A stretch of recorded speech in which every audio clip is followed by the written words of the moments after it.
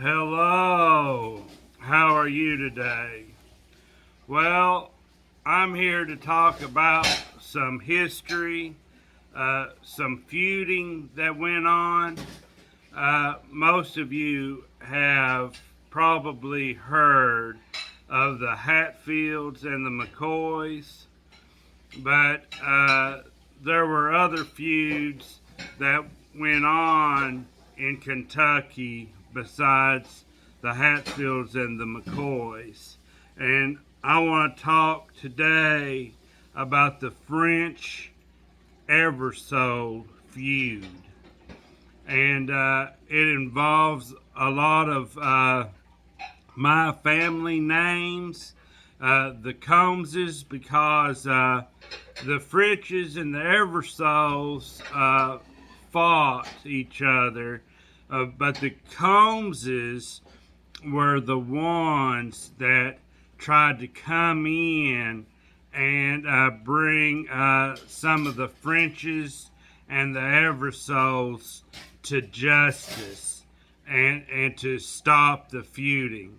So if your last name is French or Eversole or Combs, you'll want to hear this. And back then, between 1887 and 1894, when this feud takes place, Kentucky was still considered part of the wild, wild West. And I have some writing here to read, and I'm just going to get right into it and see how quickly I can get this information to you, and I hope that you enjoy it. Hazard, Kentucky was the cradle of a feud which raged from 1887 to 1894, filling newspaper columns and furnishing sensational reading. Many of these stories had no foundation except for the lively imagination of the writers, who were anxious to fill space and please the readers, and in this they succeeded admirably. The leaders of the feud, Joseph C. Eversole and Benjamin Fulton French, resided in Hazard, Kentucky, and were both fine, successful merchants and businessmen. Both men were prominent lawyers and were in easy financial circumstances. Benjamin Fulton French came from North Carolina to Kentucky, married Susan Lewis, daughter of John Lewis, and lived in Cutchin Creek in Perry County. This area later became part of Leslie County, and Mrs. French was related to many influential families in both counties. Eversole had many relatives in and around Perry County also. Prior to the difficulties, the two men were good friends, and it seemed that the break came for several reasons. A misunderstanding over a business transaction led to a disagreement and quarrel. At the time, large land lease companies were buying timber in Perry County, and Mr. French represented one of these companies. Eversole thought the mountain people were treated unfairly and being underpaid for their land. At every meeting, this quarrel was always renewed, and each time with increased bitterness. Each man showed much courage and bravery, but began trying to outdo each other in business matters, which led to much destruction later on. When parties get involved in that manner, they really become afraid of each other. When the feud reached the fighting stage, they hired other people to go to market for the merchandise they needed. Once a woman was hired or volunteered to carry the merchandise from market, and on her way back, as she was approaching the place where the enemy waited, her horse sensed the danger and ran up a hill into the woods, saving the woman's life. A clerk who worked in Mr. French's store told Mr. Eversole that French sought his life, and that he intended to get rid of Eversole so that he would have a clear field for his business.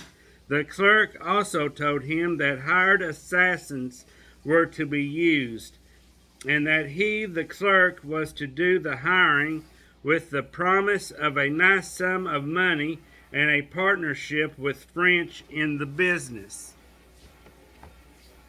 For some reason, the clerk had become intensely jealous of French over a woman, and sought some revenge by relating this tale to Mr. Eversole.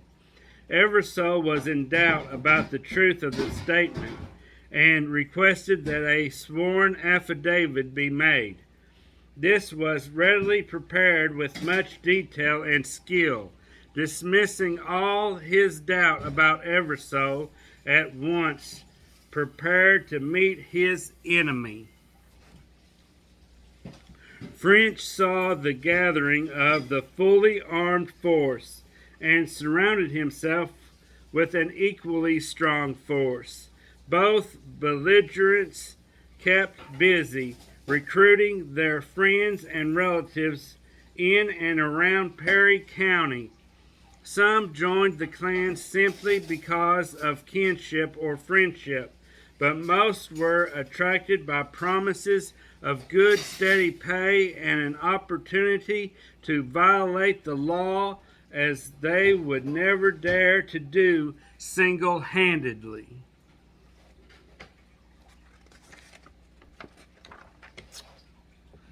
The first murder occurred when one of French's staunchest friends, Silas Gayhart, was shot and killed from ambush. Killing by ambush puts the slayer out of danger and makes it almost impossible to fasten the guilt on the proper person. In this murder, at least a dozen white men and some Negroes participated, but nobody was indicted, although the perpetrators were well known throughout the county. It was contended that the Gayhart killing was not connected with the feud, and Eversole's controversy was that the man had fallen victim as a result of a quarrel with persons not members of his clan. This may have been true, as it is difficult to get the truth in such situations. Mr. French, however, believed Gayhart lost his life as a result of his friendship with him, so he sent out more recruiting officers. The increase in French's army caused Eversole to do the same. Hazard, with a population of 100 families, was in a state of excitement, which continued through the winter of 1887. Although no battles were fought, extreme caution was taken by both sides as they watched each other. Early one morning, Eversole learned that French and his army had invaded the town during the night, and thinking that French intended to sweep in on his forces, he gathered his men together. They retreated to a section of the county, people with sympathizers, leaving a small force behind in Hazard, which he hoped French would attack, so he could in turn strike French from the rear. French did not strike, and Eversole scouted the country for him, frequently on his trail. One night in June, when shadows are long and the call of the night birds are sweet and clear, Fulton French and his men entered the village of Hazard. They took possession of their fortified places, where most of them remained, while the more daring of them walked the streets. Next morning they bantered the Eversole clan that had been left in town. Joe Eversole was notified, and he and 5 of his men started for town, with several more men who joined them on the way. It was late in the day when they reached town, and selecting positions, they opened fire on the housed up enemy. The French clan replied with equal spirit, and hundreds of shots were fired. Night brought and the fighting to a close, leaving one man severely wounded on Mr. French's side, while Eversole admitted no casualties. This kind of warfare lasted throughout the summer. Both sides grew weary, and friends interceded, trying to stop the feud. They held a conference on Big Creek, and an agreement to stop the war was reached. Articles drawn up, duly signed and witnessed. French surrendered his arms to the county judge of Leslie County, and Eversole placed his in charge of Josiah Combs, county judge of Perry County. Although the feud was supposed to have stopped, the grudge went on, with the leaders on both sides showing no regard for the welfare of the community. They were seeking to avoid financial outlay, and French again accused Eversole of repossessing his guns. When Eversole was asked about it, he accused French of never dismissing his men or arms, and that his surrender was a blind. The ink was hardly dry on the treaty when the feud began all over again. The court officers, in part, were partisans who used their influence and power to protect the outlaws. In September of 1887, Joe Eversole and Bill Gambriel, a French sympathizer and minister of the gospel who entertained rather independent ideas on the duties of a preacher, met in the streets of Hazard. They quarreled, and a duel followed, with Gambriel being fired upon and mortally wounded by a hidden friend of Eversole. Staggering and reeling, he turned upon Eversole, who shot him again through the head. Several persons were indicted, but only one was tried. The first trial ended in a hung jury, and the second in an acquittal. It was an open secret in the town that the man who fired on Gambriel was never indicted, and had also been an officer of the law at the time. This killing created tense feelings, so the clans reassembled, and for several months roamed at will, terrorizing the inhabitants. Little fighting occurred, however, and furnished nothing heroic about the campaign.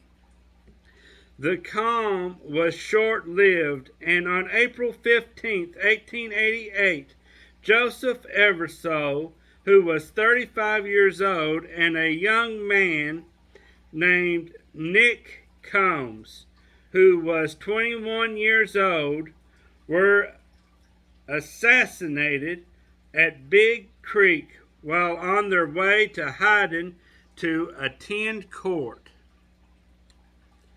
News of the tragedy aroused the people to instant action, and John Campbell quickly took the place of Eversole.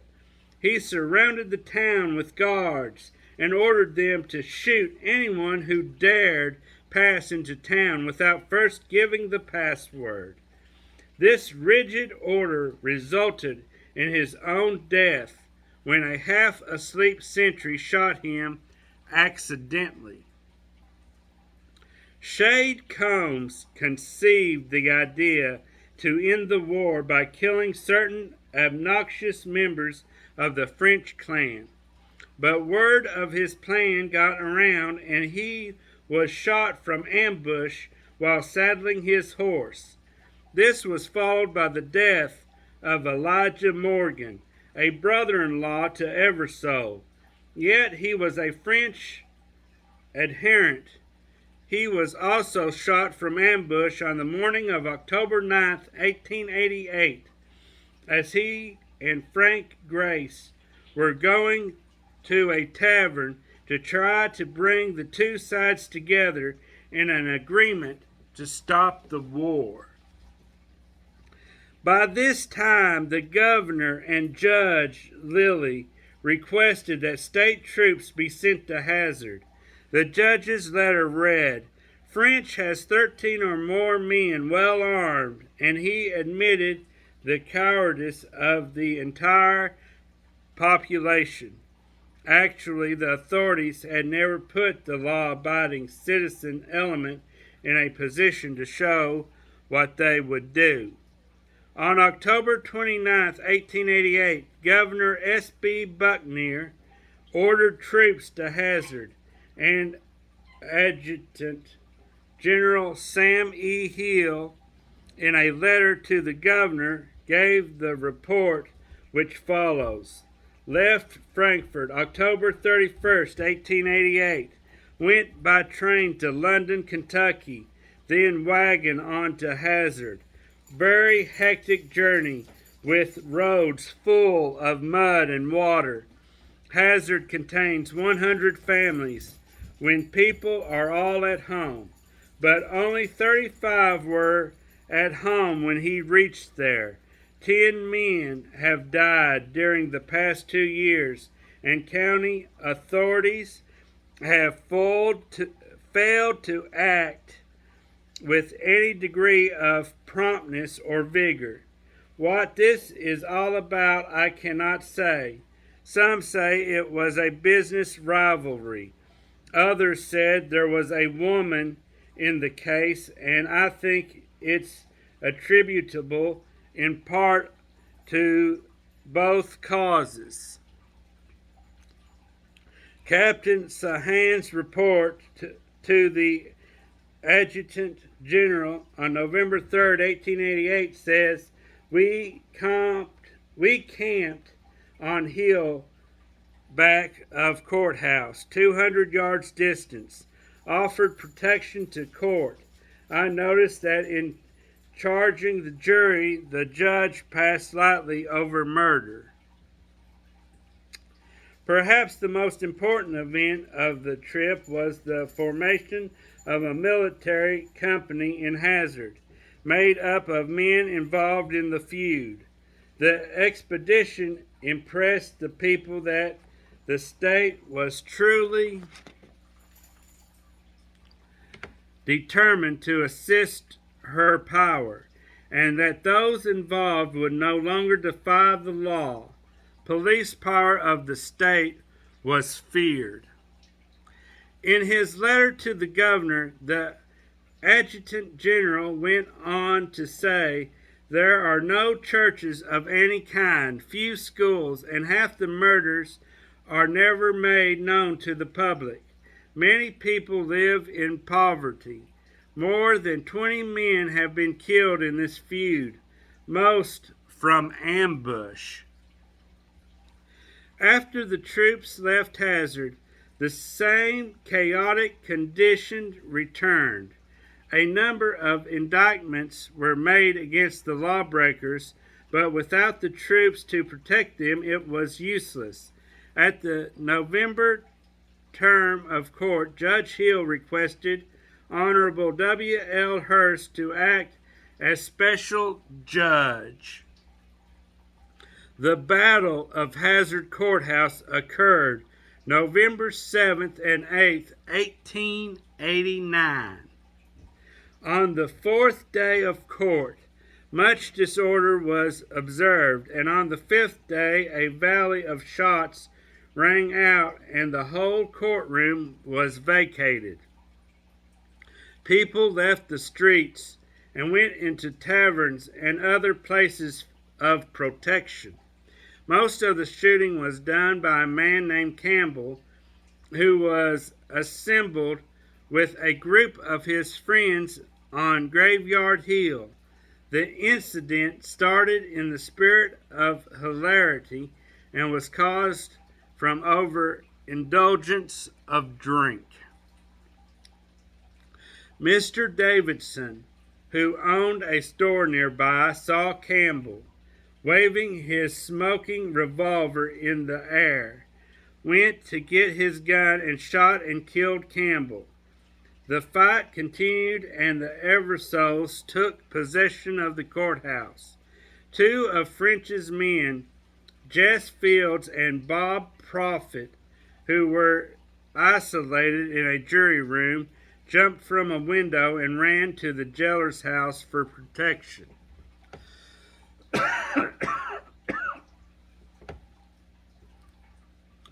Tom Smith stationed himself in a sunken grave, rested his gun on a tombstone, and killed one of Joe Eversole's men by the name of McKnight as he crossed the street. The rest of his men tried to escape by retreating to the river, and Mr. Morris concealed himself under the riverbank to wait for Green Morris concealed himself under the riverbank to wait for Fields and Smith, who were in pursuit. Morris wounded Fields severely, allowing the Eversole clan time to escape. Court was adjourned very unceremoniously following the battle, and a special term of court was called for August. Somehow, on the night of July 4th, 1890, the courthouse was burned, but most of the records were saved. Some of the feudists began to tire of scouting, and Robert Cornett, one of the Eversole's men, returned home and seemed safe enough. One morning, he and his brother went to the woods to peel logs, and came upon a tree that had been cut and was lying across the ravine. He jumped upon it with his axe and was instantly shot to death. The murder had been planned and executed with skill, like many others during the feud. Judge Lilly appeared for the special term of court and was immediately surrounded by a detachment of state troops commanded by Adjutant General Garthers from Louisville. A large tent served as the courthouse, and in a few days so many prisoners were brought in that the jail became overcrowded and they were kept in strongly guarded tents.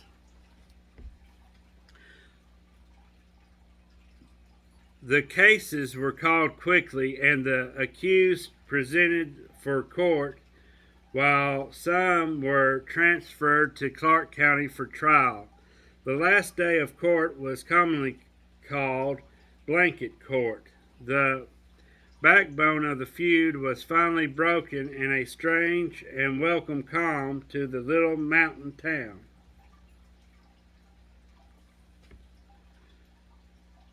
Some of the men were disarmed and sent to prison where they had plenty of time for reflection and sober reasoning. They often thought of revenge, but they knew that would just open another cell door for them. The idea of conviction and punishment accomplished more effort for reconciliation, and in later years some of the enemies became friends. With the removal of French and the others, peace reigned until 1894, when Judge Josiah Combs returned to spend his declining years. His friends tried to keep him away, but he wouldn't listen. One morning, as the judge stood talking to a friend of his in front of the courthouse, a shot rang out, coming from the direction of the cornfields across the way. The murderer kept his position, while the judge staggered across the street, where he sank down and died at the door of his home. The assassin deliberately walked to the back of the field and joined a confederation, while a third man opened fire across the river in pretense of sounding like a large force. In a few minutes, pursuers went after the three men and an exchange of shots followed. Two of the men were indicted, Jess Fields and Joe Atkins, but the third, Boone Frazier, was never caught. Tom Smith, at the time under sentence of death in Breathitt County for the murder of Dr. John R. Rader, while he was on the scaffold, he gave a full account of his part in the feud. Also, that he killed the doctor at the home of a Mrs. McQueen. Smith said that he was so drunk at the time that after he shot and robbed the doctor, he passed out. He told of other persons involved in the feud. This was the first time much of the truth has been told. Smith was hung on June 28, 1895, in the courtyard in Jackson, this being the first and last public hanging in Breathitt County. The widow of Joe Eversole helped care for his wife and 5 children. Joe Atkins left the United States and never returned. Fulton French, often referred to as the Von Moltke of the Kentucky mountains, was tried and acquitted. He left Hazard, spent some time in Jackson, and later went to Clark County. He wore a bulletproof jacket after the feud was over, and years later, as he started through the door of a hotel in Jackson, he met Suzanne Eversole, widow of Joe, and her son, who was a small fellow with only one arm. Mrs. Eversole was old and feeble now, and always wore black since the murder of her husband. Mr. French stepped back and said, "Good morning, Mrs. Eversole," when the son drew a gun and shot him through the spleen, as he knew that French wore the bulletproof coat. A year later, Mr. French died from the effects of the wound. The bravery of some of the people involved in the feud was remarkable. Serena Eversole lived 12 miles from Hazard on the North Fork of the Kentucky River, and when she heard that one of the men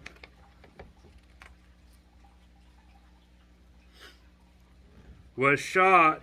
She rode all night in the rain to see him before he died. Another lady, 90 years old, related a story of how she kept her brother from being killed. The old lady pretended to send her son fishing, and when he got out of town, he changed his clothes and ran to notify his uncle that he was marked for murder. Thus ended the war that took the lives of 74 persons, left behind orphaned children, wrecked many homes, and caused chaos and destruction to a small mountain town for 7 years. It seems that the mountaineer again displayed his love for his kinsmen, partly contributing to the state of anarchy in Perry County at the time. Notes taken from Kentucky's famous feuds and tragedies by Charles G. Mutzenberg, published by Fina Company, New York, New York. Interview with Hiram Brasher, now 97 years old. Other sources collected by many people.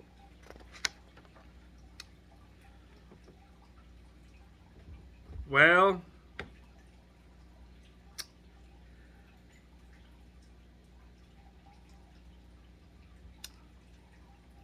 that's the end of that article. I've got a little something here that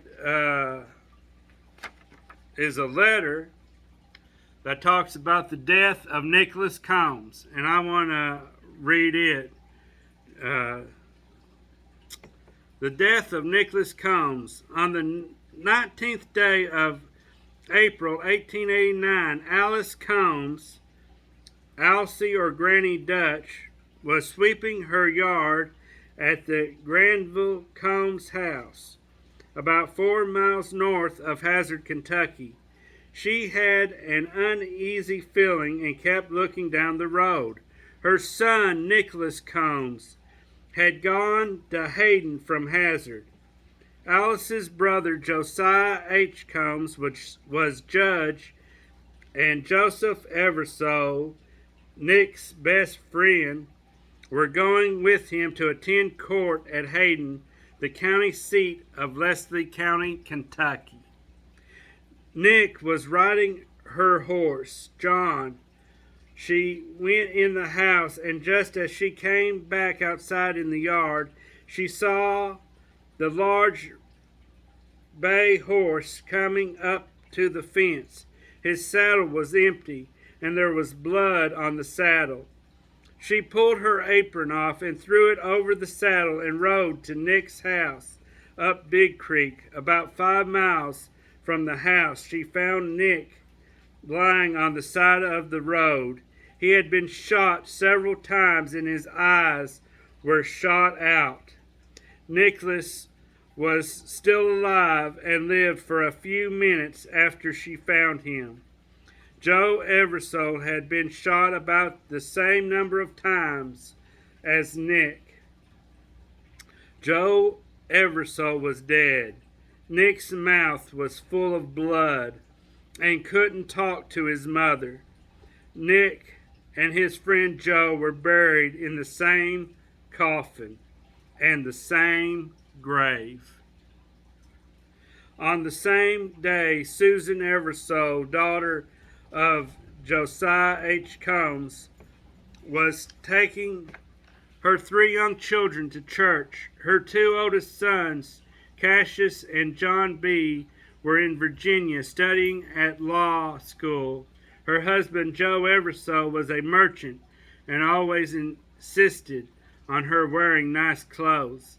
She had on a nice taffeta dress when he died, after she took her children and left them at church.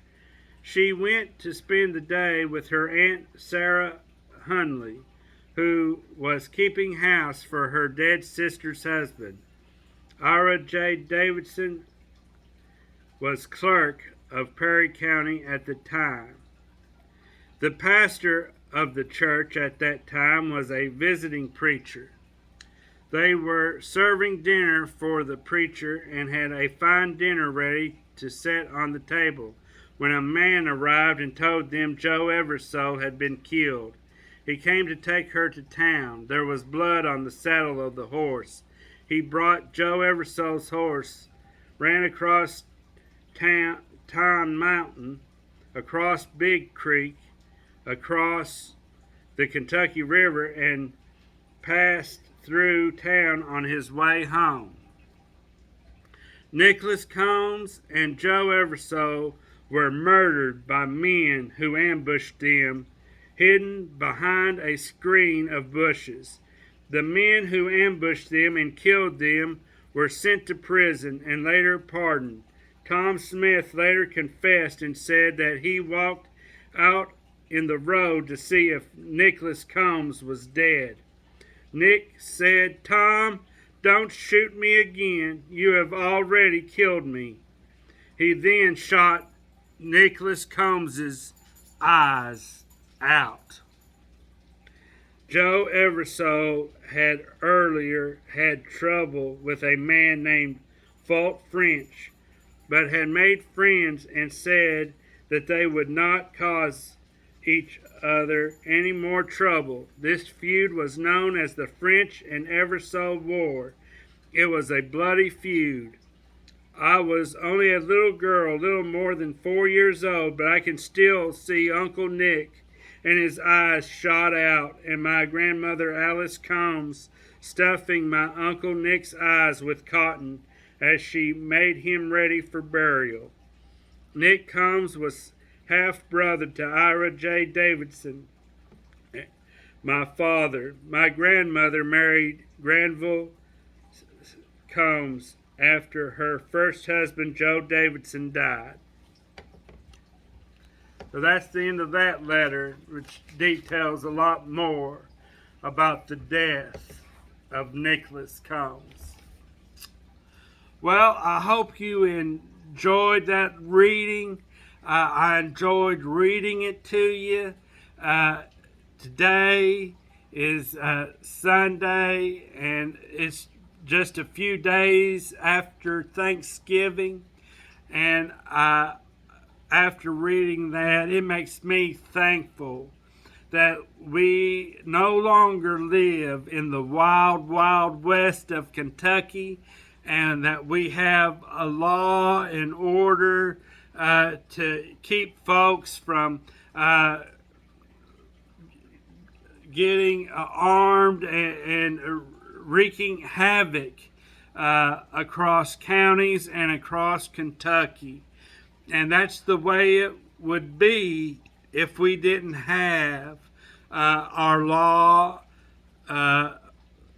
officers that uphold the law and keep us safe. Thank you so much for all those who do that, and thank you for watching my channel and this program. And I'm glad that you got to learn a little bit about the French and Eversole feud. Well, catch you later. Bye.